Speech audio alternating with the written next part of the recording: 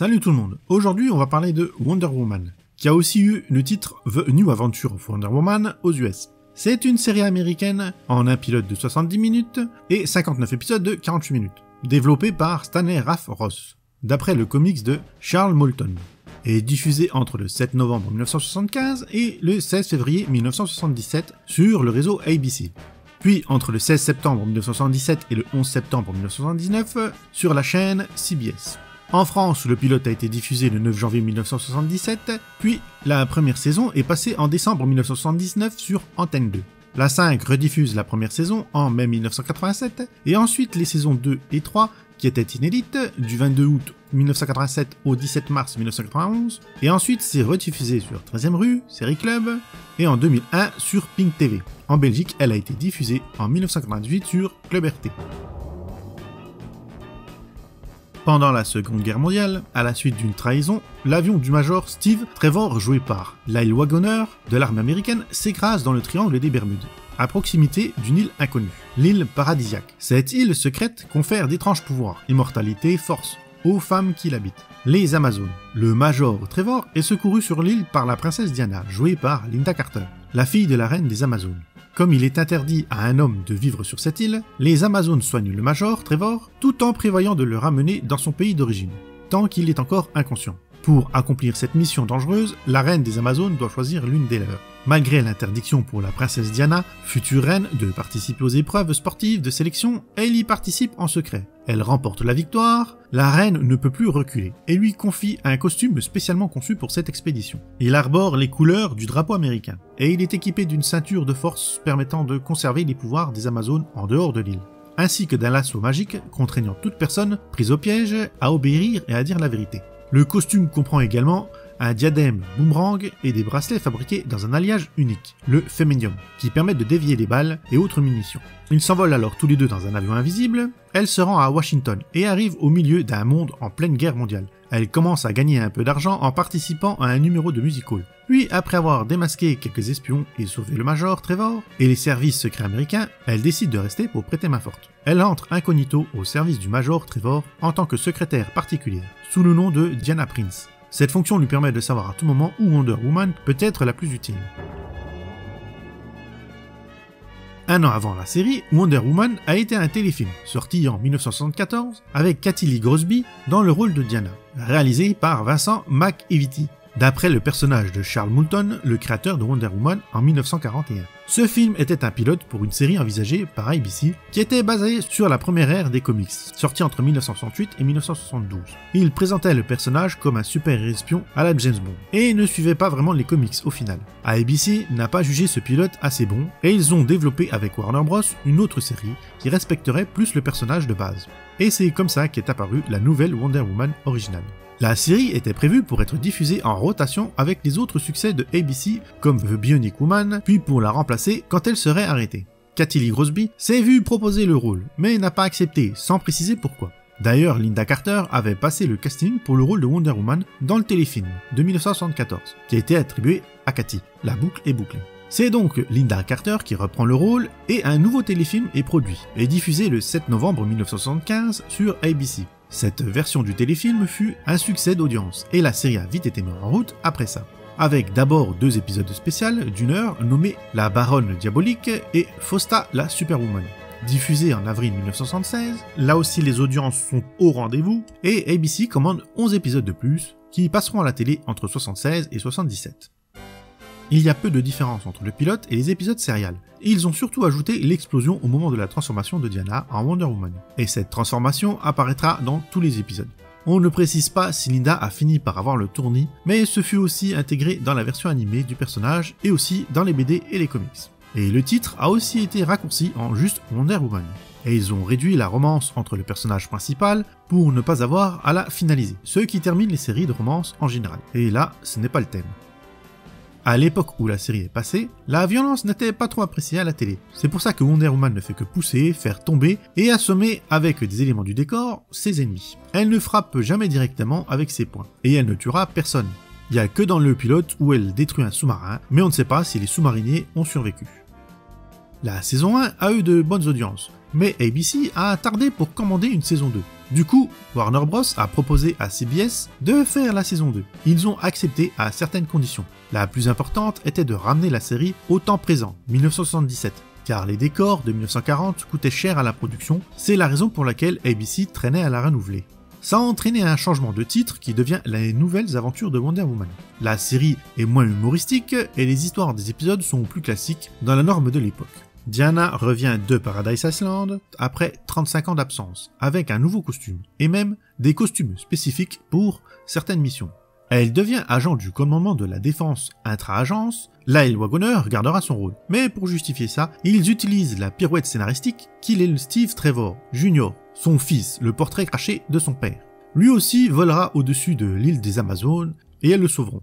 Le générique fut aussi modifié pour la saison 2, et pas mal de changements vont être faits au cours des saisons, avec des personnages qui quittent la série, comme Joe Keaton, joué par Norman Burton, au 9e épisode, et Sandra Sharps a rejoint la série dans le rôle d'Eve. Diana finit par aller seule en mission, car Steve a pris du grade et ne va plus sur le terrain. Et à la fin de la saison, un robot du nom de Rover a été ajouté pour remettre un peu d'humour dans la série.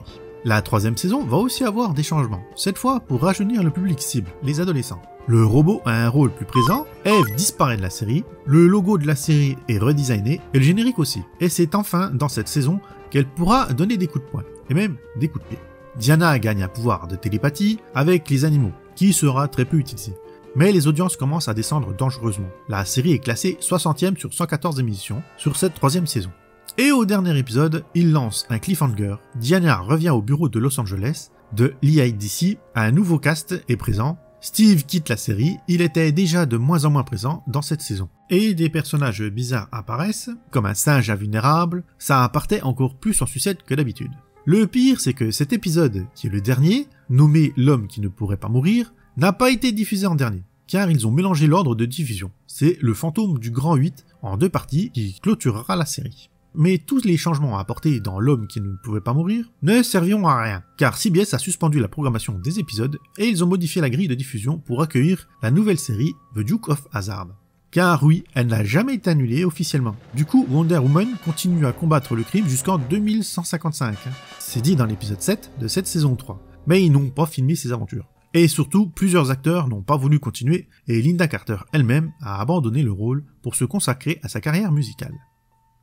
Lynda Carter était en mauvaise posture financière avant la série. Il ne lui restait plus rien sur son compte en banque lorsqu'elle a passé les auditions. Et c'est quand elle a retiré ses 25 derniers dollars qu'elle a reçu l'appel, comme quoi elle était prise pour le rôle. Et ça l'a sauvée de la banqueroute.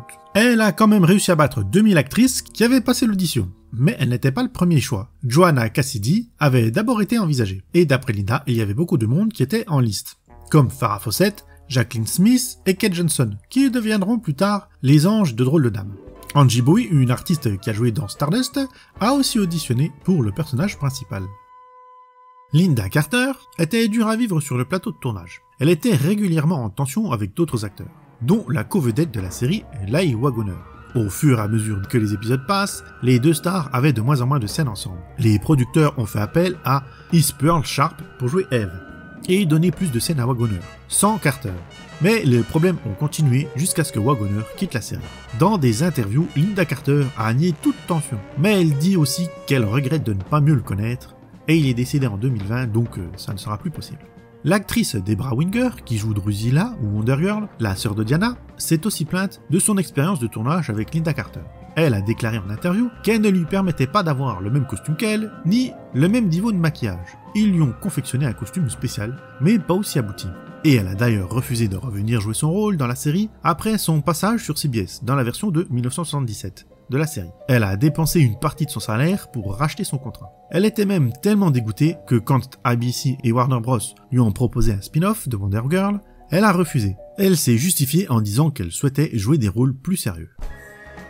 Le costumier Don Field avait créé un bikini en 2 pièces, rouge et blanc et bleu, pour l'actrice Lynda Carter, lorsqu'elle devait jouer le rôle de Wonder Woman dans l'eau. Mais le fameux bikini ne restait pas en place, et ça aurait fait changer la série de catégorie cinématographique. Alors il a créé le costume en combinaison intégrale bleue pour ces fameuses scènes, où elle devrait être dans l'eau. Jenny Aper, la doublure cascade de Lynda Carter, a un fils, et il a raconté à ses camarades de classe que sa mère avait joué dans la série télévisée Wonder Woman. Mais ils ne l'ont pas cru.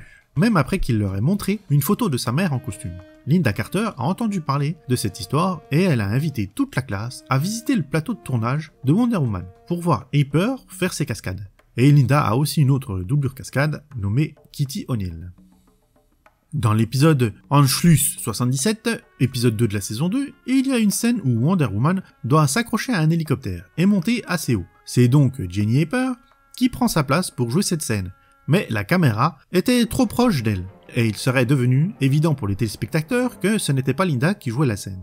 La production s'est alors demandé comment régler ce problème, et vu le temps que ça prenait, Lynda a choisi de faire elle-même la cascade, ce qui a énervé la production, car non seulement Carter ne les a pas informés à l'avance, mais elle n'a pas utilisé les protège-poignets de protection qui servaient à la maintenir près de l'hélicoptère, et aussi en cas de chute, si elle n'avait pas eu la force de se tenir à la barre de l'hélicoptère.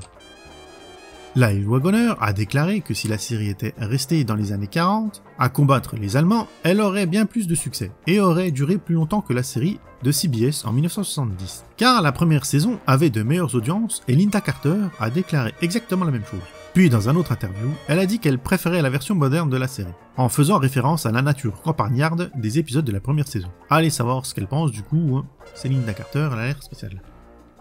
La transformation de Diana en Wonder Woman dans le pilote a été faite en lui enlevant ses vêtements au ralenti, mais ce procédé coûtait cher à faire et prenait beaucoup de temps, surtout qu'il fallait le faire à tous les épisodes qui suivraient dans la série. Du coup, au 3e épisode, ils ont modifié la séquence avec une explosion de lumière au milieu, qui faisait la transition entre Diana et Wonder Woman, et ça sera utilisé pour tout le reste de la série.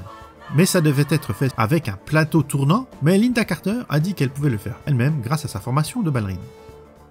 Le costume sera légèrement modifié, passant d'un soutien-gorge en forme d'aigle à un W sur sa poitrine, qui ressemble à un aigle. Bon, moi je vois pas le W, mais bon, c'est comme ça que c'est présenté. Pour les impacts de balles sur les bracelets, c'est Lynda Carter qui les contrôlait elle-même.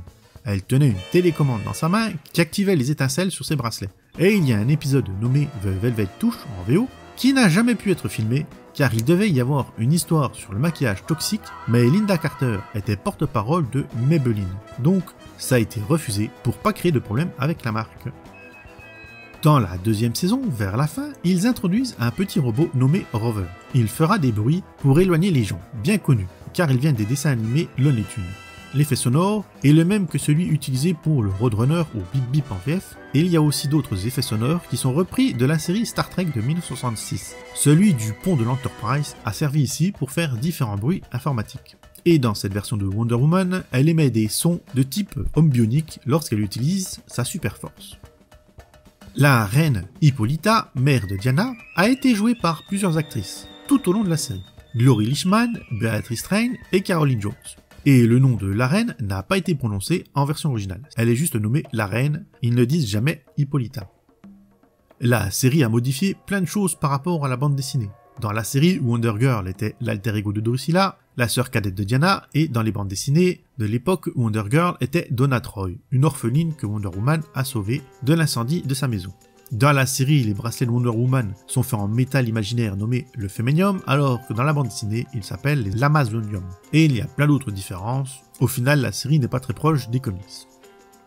Warner Bros a essayé de démarrer plusieurs spin-offs de cette série, comme Wonder Girl. Mais, comme je l'ai dit plus tôt, l'actrice Debra Winger a refusé. Un autre spin-off a été proposé à Julianne Haddock, pour son rôle de fille super puissante de l'épisode La petite fille d'Ilanda. L'actrice Sheryl Lee Ralph, qui a joué OVNI, soit qui mal y pense, a été approchée pour jouer une autre super-héros, tout comme Bob Seagren pour son rôle dans l'épisode L'homme qui ne voulait pas mourir, et là ces 3 dernières propositions n'ont jamais dépassé le stade de l'approbation, et tout est resté dans les cartons et jamais produit. Wonder Woman est l'un des seuls héros de DC Comics qui se déroule dans une vraie ville, Washington DC, contrairement à Batman qui se déroule dans des lieux mythiques comme Gotham ou Londinium, ou encore Superman qui se déroule à Metropolis ou Smallville. Mais dans de nombreuses scènes extérieures, soi-disant filmées à Washington, elles ont clairement été tournées dans la région de Los Angeles. Les seuls méchants apparus à la fois dans les bandes dessinées et dans la série télévisée étaient Frosta Grabel, Morgana et la baronne Paula von Gunther, alors que les méchants les plus communs ne sont jamais apparus dans la série télé, comme Cheetah, Circe, Docteur Poison, Ares et le Docteur Psycho. L'acteur Roy Rogers, qui a été invité à faire un épisode, le 12 de la saison 1, Les voleurs de bétail, il a exigé que le costume de Lynda Carter soit changé.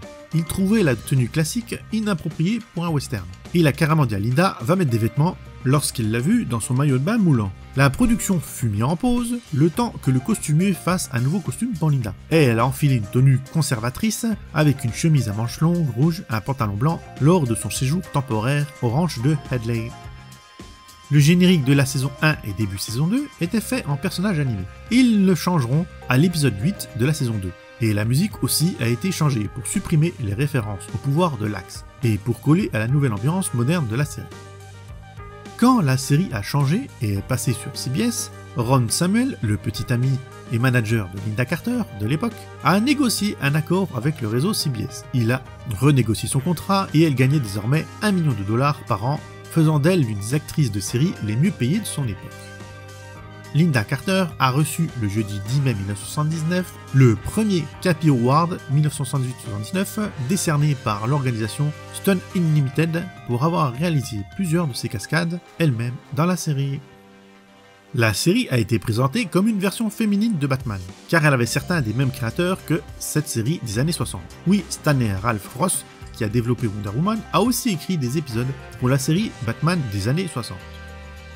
L'année 1978 était une grande année, déjà parce que c'est là où je suis né, évidemment, mais aussi car il y avait 3 séries de super-héros diffusées sur la même chaîne, CBS. Et il y avait donc Wonder Woman, l'incroyable Hulk, que j'ai déjà traité en vidéo, et The Amazing Spider-Man, et il n'y en avait pas d'autres sur aucune autre chaîne. Et en plus des super-héros, ils avaient aussi les super-humains, avec l'homme qui valait 3 milliards et Super Génie, que j'ai aussi fait en vidéo. Ce record de série héroïque n'a été battu qu'en 2019 avec le Arrowverse. Roddy McDowell, qui a fait des apparitions dans Wonder Woman pour 2 épisodes différents, en 2 personnages différents. Il a fait l'homme qui faisait des volcans et Le crime est un art. Dans les 2, il sera en tant que méchant. L'équipe père et fils, Vincent et Dirk Van Patten, ont tous deux fait des apparitions dans Wonder Woman. Dick était dans le concours de beauté et Vince était dans Les voleurs d'esprit, qui est un double épisode. De nombreuses tentatives ont été faites pour refaire une autre série Wonder Woman au fil des ans. La première connue a eu lieu lors de la production de la série Flash de 1990, lorsqu'il a été annoncé qu'une série Wonder Woman était en développement. Mais pratiquement aucune information n'existe aujourd'hui sur ce projet annulé. Une autre série était en développement par Deborah Joy Levin, dans le même style que Lois et Clark. Vidéo aussi sur la chaîne. Oui, je fais de la pub dans cette vidéo, mais c'est pas grave. Et en 2011, David E. Kelly a tourné un pilote avec Adriana Palicki dans le rôle de Wonder Woman, ainsi qu'Elizabeth Hurley, Tracy Thoms, Pedro Pascal, Carrie Elwes et Justine Burning. Mais après avoir vu le pilote, la chaîne n'a pas été convaincue et ça n'a pas abouti. C'était à la source Smallville, quelques brides du scénar se sont retrouvées dans le film de 2017 et le pilote est disponible sur internet. Si je le trouve, je vous le mettrai dans la playlist en description. Lynda Carter fera une apparition dans le film Wonder Woman 1984. Elle y joue le rôle d'Asteria, une légendaire guerrière amazonienne. La scène est à la fin du générique. Elle aurait aussi dû être dans le crossover de 2019-2020 du Arrowverse, mais ça n'a pas été fait. Et elle devait aussi faire un caméo dans le film Flash. Les scènes avaient été faites, mais elles ont été coupées au montage, car ça ne s'intégrait pas au reste. Un épisode de la saison 3 n'a jamais été diffusé sur la 5, le champion de skateboard. Il a fallu attendre la rediffusion sur 13e rue pour le voir avec les sous-titres. Et cet épisode est disponible en français sur les DVD. Steve Trevor n'a pas la même voix que dans les autres épisodes. Et dans l'épisode L'homme le plus riche du monde, Diana et Steve ont aussi été doublés par d'autres acteurs. D'ailleurs, il y a plusieurs épisodes qui ont des problèmes de doublage, avec des voix qui changent. Voilà une petite liste des guests qui sont passés dans la série.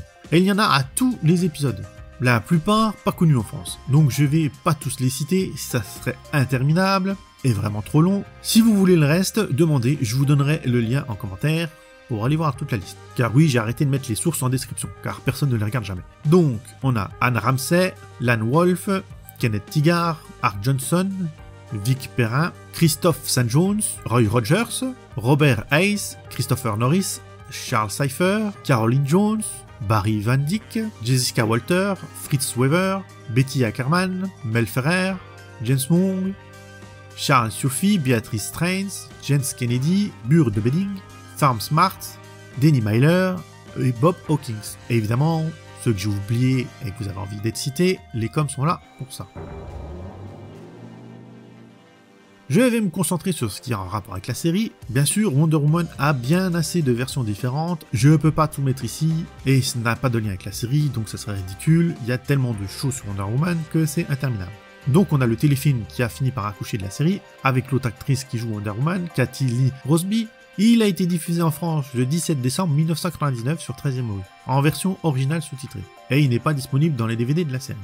DC Comics a publié des bandes dessinées liées à la série. Cette BD a été écrite par Marc André-Coy en 2015, oui c'est assez récent, et elle est parue d'abord en numérique, par chapitre, avant d'être publiée en physique le 15 mai 2015. Elle a été nommée Wonder Woman 77. Un volume 2 est sorti en septembre 2015, puis un troisième en 2016. Diana fait équipe avec Jamie Summers dans un crossover nommé Meets the Bionic Woman, et un dernier est sorti sous le nom de Batman 66, rencontre Wonder Woman 77, écrit par Andrew Coy et Jeff Parker, où c'est une histoire de Batman comme le titre l'indique évidemment. Et il y a sûrement d'autres livres ou BD qui ont été faites, mais il y a tellement de choses sur Wonder Woman que ça rend les recherches compliquées. C'est difficile de faire le tri dans tout ça, comme souvent avec les licences de super-héros. Donc ceux que j'ai oubliés, mettez-les en com, et un jour je pourrai refaire une partie 2 avec tout ce que j'ai oublié. En 1977, la marque de jouets Mego a sorti des poupées à l'effigie de Wonder Woman de la série. Linda Carter était sur le revers de la boîte, puis ils l'ont enlevée pour remanier la gamme. Au total, c'était 4 poupées qui ont été faites, plus des costumes pour les habiller. Et il y a des statues en résine, des tasses, des t-shirts, plus des posters et des photos. Il y a même une déco de Noël sortie en 2015. Sinon, la licence vous permet, comme pour Superman ou Hulk, de refaire votre déco de votre maison à son effigie, tellement il y a d'objets disponibles. Donc on va pas passer tout en revue, ça prendrait aussi des heures.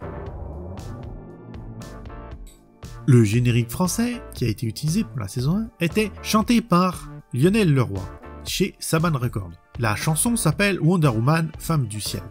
La version originale, elle, a été composée par Charles Fox, et les paroles ont été écrites par Norman Gibbel, et elle est interprétée par John Baller des Bron Hickin Singers, et Marty McCall, Caroline Willis, du groupe R&B Honeycomb, et Julia Waters du groupe R&B The Waters ont enregistré les chants de fond. À partir de l'épisode 9 de la saison 2, on a un générique dépourvu de couplets, où seuls restent les refrains. La bande originale de la série est disponible en 3 CD, on y trouve les différentes versions des génériques et des musiques d'ambiance. Ils sont sortis en 2017 chez La La Land Records. Et toutes ces musiques ont été composées entre autres par Artie Kane et Johnny Harris. Et il y a plein d'autres compositeurs qui ont travaillé sur la série. Linda Carter elle-même a interprété les chansons de son premier album, Portrait, dans l'épisode Chanteur et Maître Chanteur de la 3e saison. Et d'ailleurs cet épisode n'a pas pu être rediffusé en Amérique à cause des droits d'auteur de ces chansons. Mais ils ont quand même trouvé un accord pour pouvoir les mettre dans les coffrets DVD et Blu-ray de la série. Warner Bros a remasterisé la série pour les Blu-ray et pour le streaming en 2020. Les Blu-ray remasterisés ne sont pas disponibles en version française. Il y a un coffret Blu-ray disponible en français, mais attention, dans la collection 80 ans avec les autres films de Gal Gadot et les dessins animés qui sont dedans. Mais la série, elle, dans ce coffret, est au format DVD et en 4 tiers, je crois. Et sinon, il y a une version DVD seule qui est disponible et je mettrai les liens en description avec la playlist comme d'habitude. Après moi, j'ai un problème avec le costume de Wonder Woman. Je fais partie des gens qui voient une couche. Je sais, vous allez gueuler, mais c'est pas de ma faute. Son costume est moche. Et je sais pas pourquoi ils l'ont taillé comme ça. Ça lui fait des hanches vraiment bizarres et ça fait vraiment une espèce de cul tout rond, vraiment comme une couche. Je préfère les versions plus modernes qu'ils font maintenant. Et que dire de la combinaison bleue? C'est encore pire, hein. Regardez sur mon entrejambe, vous allez comprendre pourquoi. Ma foi, comment ça a pu atterrir dans la série, je ne sais pas. Et la série est kitsch à souhait, avec des bruitages et des situations plus drôles qu'autre chose. Je pense que seuls les fans peuvent encore apprécier ça, les autres auront peut-être du mal à accrocher, hein. C'est mon avis, il n'est pas universel comme d'habitude, tout le monde a le droit d'aimer. Mais je pense que cette série est vraiment trop ancrée dans son époque pour être revisionnée maintenant sans devenir une comédie. Dites-moi d'ailleurs ce que vous en pensez dans les commentaires. Sinon, n'oubliez pas les abonnements, les soutiens, les super merci, si vous voulez soutenir mon travail ou me filer un pourboire, mettez les pouces, les coms. Moi je vous dis à une autre vidéo, bye bye.